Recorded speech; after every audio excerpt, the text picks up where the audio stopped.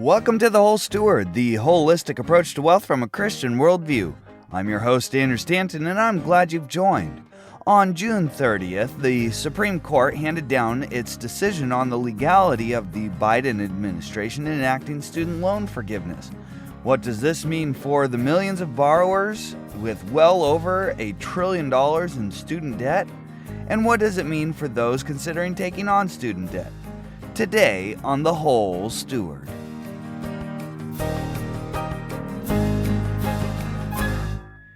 Well, this is episode number 28. I'm glad you've joined.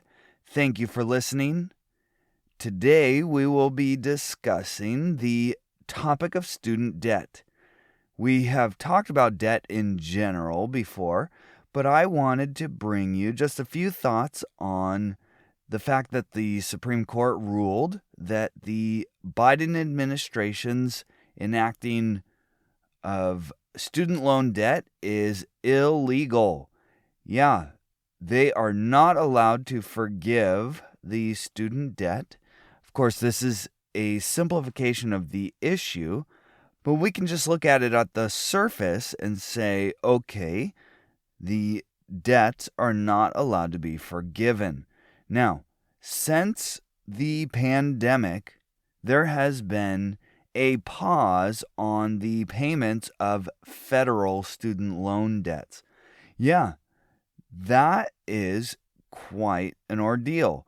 But as the pandemic, quote unquote, comes to an end, the payments are set to resume this fall.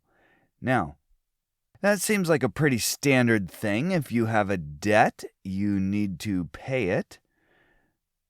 But there's this whole push to forgive the student loan debt. Now, who would take the brunt of that? There's nothing free in the world. Well, the taxpayers, of course. Yes, you and me. Now, many Christians will say, well, the forgiveness of debt is a biblical concept, and even argue that the government should enact it from that level. If you look at, for example, the year of Jubilee, every 50 years, the land was to be returned to its rightful owner. That is often taken out of context and thought of as debt forgiveness. But in fact, if you look at it closely, the payments were set up such that the land would be paid for or paid back by the year of Jubilee. It was really to return the land to its rightful owners beforehand. So you were looking at more of like a lease setup for the land. In general, though, if you take on a debt, you are obligated to pay it. It is not right or moral for the government to come along and force the taxpayers to pay for the forgiveness of the debts. Now, there are a lot of things that are federally funded, and of course, the government structures its tax code and its actions around stimulating the behavior that they want people to have. For example, if they want you to own a home, they'll give you tax credits to do that. Or if they want you to start a business or whatever the case may be. For example, if they want you to bear children, which is a good thing for the longevity of the country, they would give you a child's credit. But in this case, we're talking about a lot of debt. And what I want to do is take a step back and just look at, for a moment, what this student loan debt is all about. Now, I went to college. I got a bachelor's degree in computer engineering. I did go to a publicly funded school. However, I still did pay tuition and I still did take on student debt, but not that much relative to how much people are taking on today. Now, one of the things that I look at, if you do want to get a degree and take on student debt, make sure it's in a field that will pay back what you are investing into your education. You could get an education by working alongside a successful business owner, and that would be more of what I would recommend to do. But if you do want to get a higher education, many do, make sure it's in a field that would make it financially worth it to get that degree. For example, my engineering degree, it paid for itself several times over already. What I paid for the degree compared to what I would have made in the field without the degree is night and day, and the degree has paid for itself. Keep in mind, though, you are spending quite a few years studying and not actually earning. So that's a reason why I like, for example, if you contrast it with the trades, you can do an apprenticeship and get paid while you are learning a trade. That seems like a much better setup to me than having to pay for your education. I always said, boy, I work hard all day long, I pay for it, and you don't get any payback until you start working. If you look at some of these degrees in the social sciences or what have you, there's really no economic demand for those degrees. What are you going to do with that information that you learn other than become a teacher and teach it to other people? But in terms of economics, it doesn't really produce any value. And so these degrees, they really, in terms of finances, really do not have any benefit in the long run. Many people who get these degrees end up working in a completely different field anyways. And it's like they don't even use the education that they got, but they come out with a massive amount of debt. Now, we have student debt up at somewhere around $1.78 trillion in federal and private student debt as of the first quarter of 2023. That is a lot of student debt. And the federal payments have been on hold, although they are set to resume in the fall. If you don't have a job or some way to earn an income to service that debt, you're in big trouble. If you are considering taking on student debt, look at it as an investment and ask yourself, what is the ROI going to be? What is my return on investment? If I'm going to spend X number of dollars on getting my degree and X number of years studying, how long will it take to break even on that and then even to make a profit? Look at it as an investment. You're investing in your education. You're taking dollars and converting it to intellectual capital. And then you can use that intellectual capital to then earn more dollars. But make sure it's a good investment. Now, there's a CNBC article I have here that is dated June 4th, 2023. It was talking about the upcoming resuming of the student loan payments. Borrowers brace for student loan bills to resume, $600 a month. Where is that going to come from? This is published Sunday, June 4th, 2023 by Annie Nova. In this article, they give the example of Rochelle Brooks and how her budget is tight already. She's a single mother of two, which, hold on just a second, that's already a problem right there. It's a very difficult situation. Mothers of two children are not meant to be single according to God's institution. That the providing for the family would come from a team of two, both a husband and a wife, a father and a mother. So it's already a bad situation. And she says in the article here, quote, I go grocery shopping and spend $300 or $400 for food that'll last 2 weeks in my house.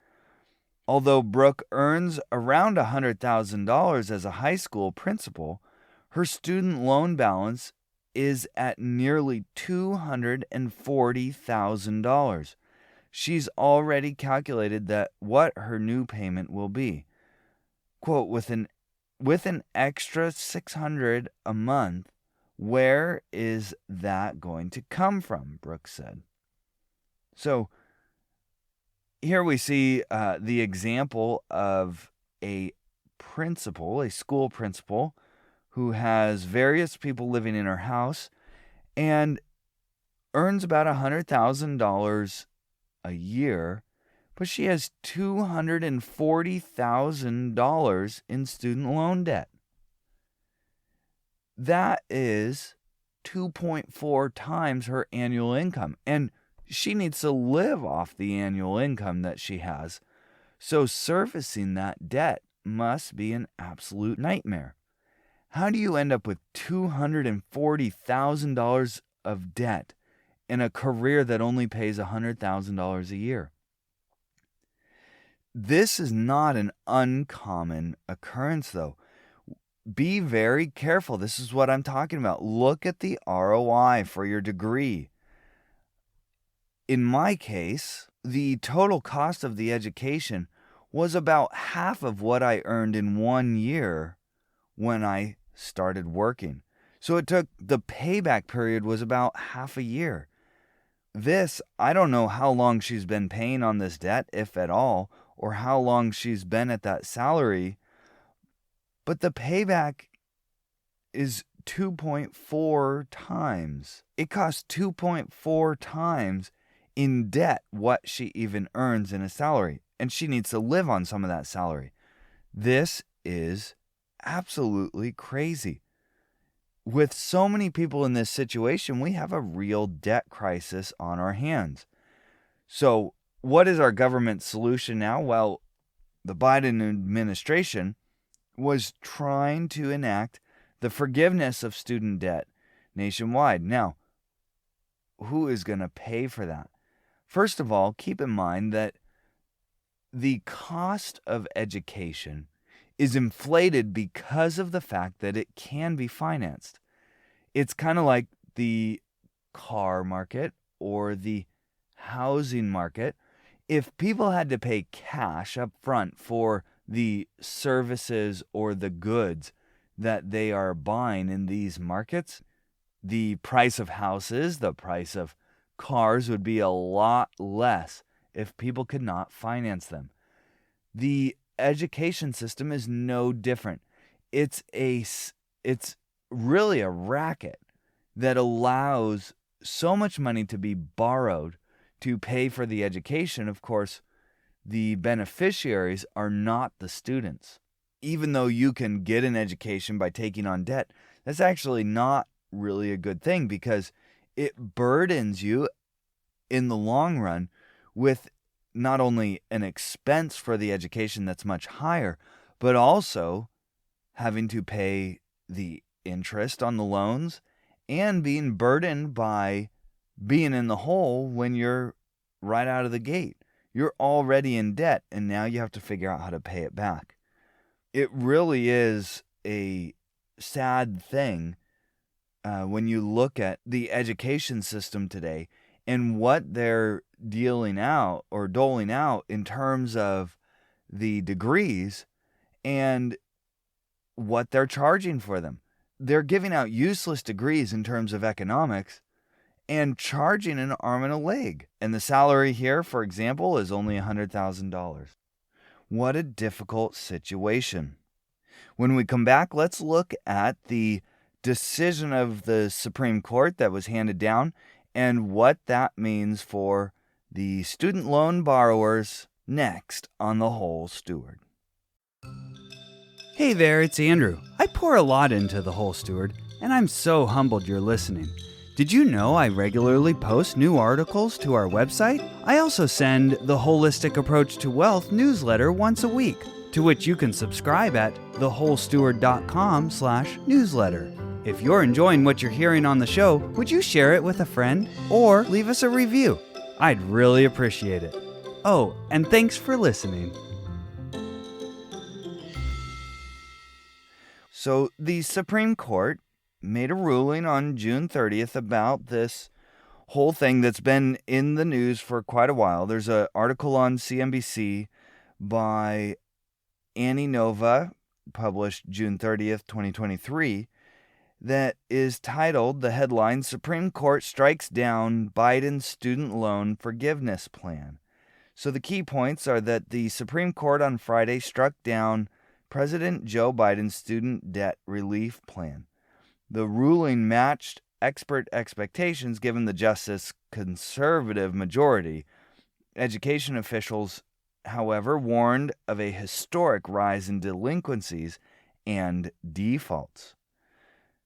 Today's decision is an absolute betrayal of 40 million student loan borrowers counting on an impartial court to decide their financial future based upon the established rule of law, said Paris Yu, Deputy Executive Director at the Student Borrower Protection Center. So, really, this article, of course, it's CNBC, so you're going to get a biased perspective from them. However, there is some good information we can glean from here. So, the Supreme Court on Friday struck down President Joe Biden's federal student loan forgiveness plan, denying tens of millions of Americans the chance to get up to $20,000 of their debt erased. Now, if you're a taxpayer, I'd like to ask you, how do you feel about the taxpayers having to erase the debt that these students took on? Is that really the right approach here? On the flip side, there's going to be a lot of delinquencies if people cannot pay these debts. We've had a lot of inflation lately. The price of living has gone up. Wages have not quite kept up, although they are rising. But for the people who got these degrees that don't really pay a lot compared to what they paid for the degree, they're in a heap of trouble. The 6-3 majority ruled that at least one of the GOP-led 6 states that challenged the loan relief program had the proper legal footing, known as standing, to do so. So what we see here is the states challenging the legal footing. From the article again, quote, can the secretary use his powers to abolish $430 billion in student loans, completely canceling loan balances for 20 million borrowers as a pandemic winds down to its end? Wrote Chief Justice John Roberts in the majority opinion for Biden versus Nebraska. We can't believe the answer would be yes, end quote. So here you see the opinion of John Roberts saying we do not see how $430 billion in forgiveness for 20 million people is really going to be constitutional. They ruled it as unconstitutional. So what's going to happen? Well, I don't know for sure, but the article does say that probably 1 in 5 borrowers will become delinquent, and we're going to see a massive debt crisis. Who pays for this? If it were to be forgiven, if it were to have been upheld, who would pay for it? Well, ultimately, at the end of the day, anything that the government pays for is paid for by taxpayers and savers. Because, as you know, the government will borrow money from the Federal Reserve, then spend it in the federal budget. What the ruling says is that the Congress would need to approve this plan, and if for whatever reason they do in the future and they start forgiving debts like this, just bear in mind that the savers and the taxpayers will pay for it. Now, the what is collected in taxes is not enough to meet the budgets We've talked about this before. The government is spending more than it's bringing in. So how do they accomplish that? Well, they do deficit spending, which means they're spending money that they are borrowing. And when money is borrowed, if it is created by the Federal Reserve and the Federal Reserve buys the U.S. Treasuries, well, that increases the money supply. And that in turn causes inflation. They don't really need to raise taxes because they can just pull that buying power right out of your bank account. Key takeaways from today. Number one, if you are going to get a degree and you are going to pay for a higher education, look at it as an investment and ask yourself, what is the ROI? Where is my break-even point? And then where is there profit in that? Number two, consider all your options. Consider maybe going into the trades, which we have a huge shortage of right now. I heard a statistic the other day that, for example, in the plumbing business, there are 30,000 people joining the plumbing industry every year, but there are 60,000 retiring. We have a huge swath of baby boomers who are retiring right now. All the baby boomers I know are either talking about retirement or retiring now. And we do not see the same number of workers replacing them coming up behind in the trades. It may be an excellent consideration for you. Or consider learning from or investing in a business, starting a business, going into business for yourself. Think outside the box of higher education. If you are going to spend the money on an education, get a degree that's worthwhile. And lastly, remember that if the student loans, or any debts for that matter, are going to be forgiven, you, the taxpayer, will be paying for that. So we can be thankful today that the student loan debts were not just forgiven, because that is a foundational aspect of the economy and indeed a biblical principle that you should pay the debts that you have. Consider carefully before taking them on, but pay what you owe. Don't expect others to swoop in and pay them for you. This estimated cost for the taxpayers would have been about $400 billion, but it seems like that is going to be on hold for now. The Supreme Court has struck it down as being unconstitutional, and so now we will wait and see what happens. We may be heading for a debt crisis, among other things, in the student loan industry. Let's see how that shakes out. Don't forget to send feedback. Either leave a review for the show in your favorite podcatcher, wherever you're listening to this. It would be much appreciated. That's how we get the word out. That's how more people will hear. If you have something specific that you have heard in one of the episodes that you really like, send me an email at letters@thewholesteward.com, and maybe I can put those reviews on our website. It would greatly help in getting the word out and allow me to keep bringing you the Whole Steward every week. So thanks for listening. Share it with a friend. And now that you know more, go out and grow more.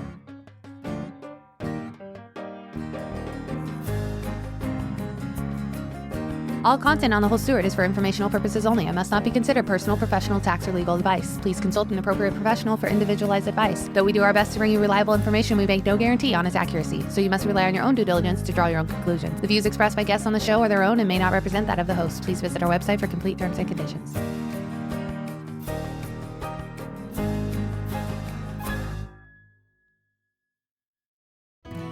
Thanks for joining us today for the holistic approach to wealth from a Christian worldview. This show is brought to you by thewholesteward.com.